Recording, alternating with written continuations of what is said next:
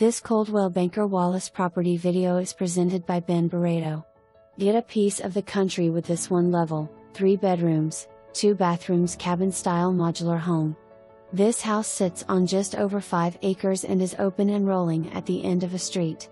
The lot is surrounded by woods with views of the foothills and has its own pond, a separate single-wide manufactured home and even a commercial-style workshop/garage with power and temperature control. The house has a covered front porch that overlooks the property, a large living room, and more. The house is zoned for Anderson County schools and it's minutes away from the I-275 north. Come and visit it today and be ready to call it your new home. For more information, review the details below or contact Ben Barreto at 865-584-4000.